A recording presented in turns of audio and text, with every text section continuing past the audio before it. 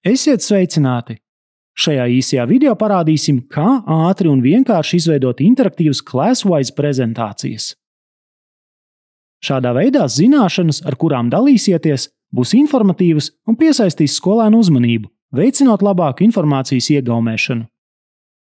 Mūsu piemērā vēlamies skolēniem prezentēt kāda slavena mākslinieka gleznu. Noklikšķinot uz gleznas, slaidā parādīsies mākslinieka vārds un portrets. Sāksim ar projekta izveidi, kas kļūs par jūsu prezentāciju. Pēc pieteikšanās Classwise tīmekļa lietotnē noklikšķiniet uz zilās pogas Izveidot projektu augšējā labajā pusē. Centrā parādīsies vienkārša darba vieta jūsu resursu izveidei.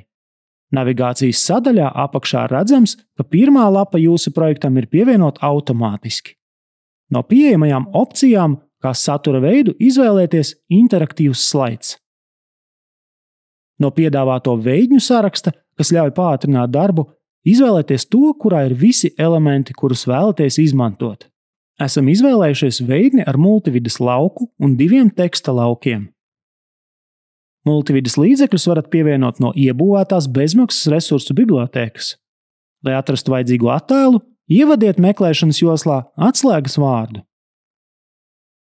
Tagad ātri aizpildiet teksta laukus un piemērojiet tekstam vēlamo stilu.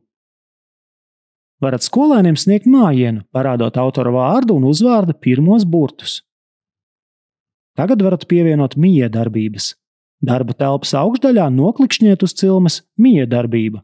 Noklikšķinot uz pogas pievienot trigeri, definējiet, kam jānotiek prezentācijā, lai miedarbības sāktos.